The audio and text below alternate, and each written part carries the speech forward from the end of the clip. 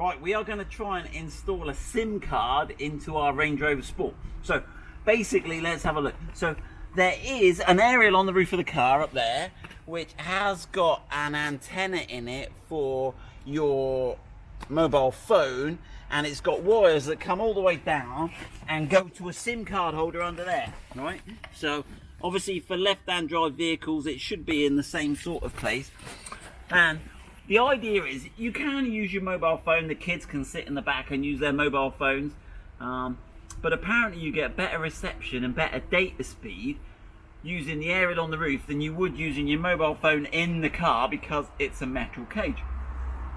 So not a lot of people know this, but so Land Rover have made it so that you can put a SIM card in, and then there's a router built into the car, and it turns the car into like this Wi-Fi techno hotspot that everyone can link to and get super fast Wi-Fi speed. And the kids love it because they're using my data, not theirs. But right, so I've gone to Tesco, I've spent £10 and I've got myself a SIM card, and luckily we got someone under the age of 25 with us, i.e. Dan, so he should be able to help us with mobile phones. So let's have a look, Dan, let's work this out. I can't even open the packet though.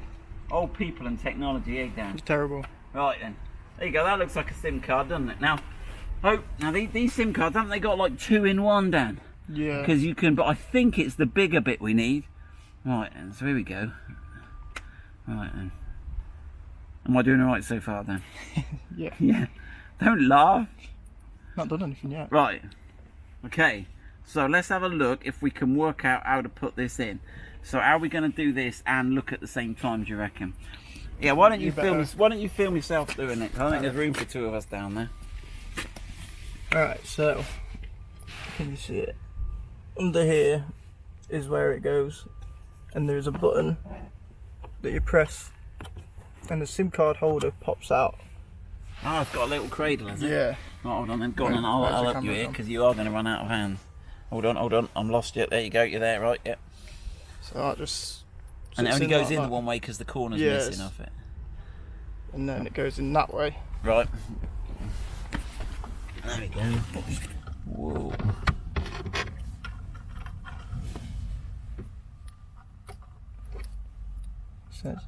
He says.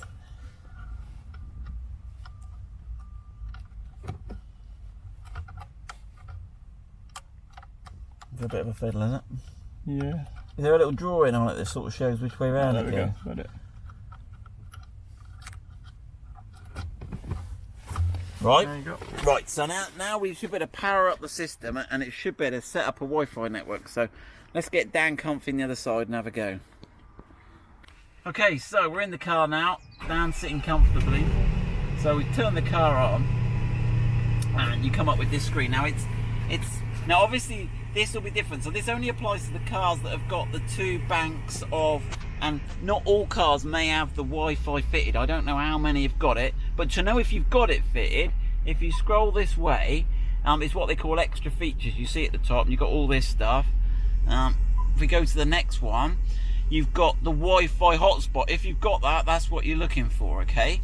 And basically when you go on your phone and you go settings and you go Wi-Fi, you should see the Wi-Fi come up.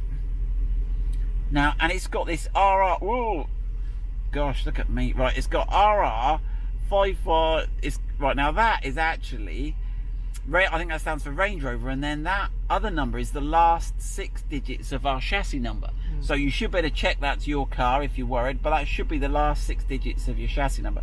So it says there it's got it locked. So let's have a look what this is saying. Wi-Fi hotspot. So there you go. So this is giving you the name, which is what I can see here, and this is the password. Oh my goodness me.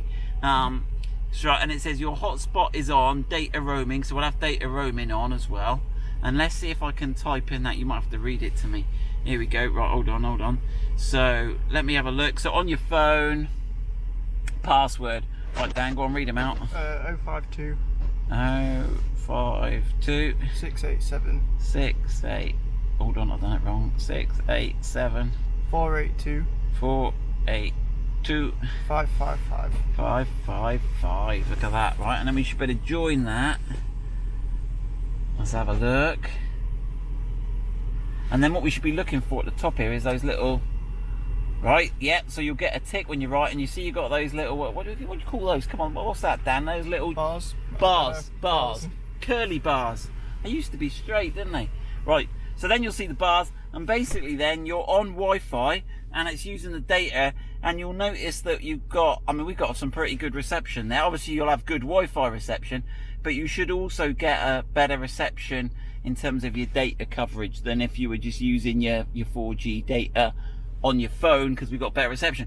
So there we go, there's a Wi-Fi hotspot, there's how to set it up. You can just leave that in the car then. I don't think there's any extra features you get on this screen as such.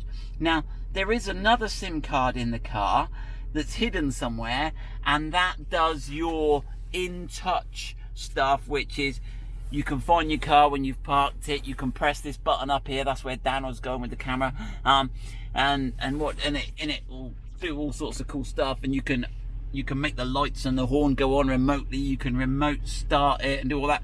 But we're doing a separate video for that. Dan will do the pointy thing, and we'll put the link there for the InTouch. But that SIM card's hidden because it also does the car tracker, but we'll do another video on that, and when we've done it we'll put the link up there. So good luck with that. That's how to set up a Wi-Fi hotspot in your Range Rover. Good luck with that.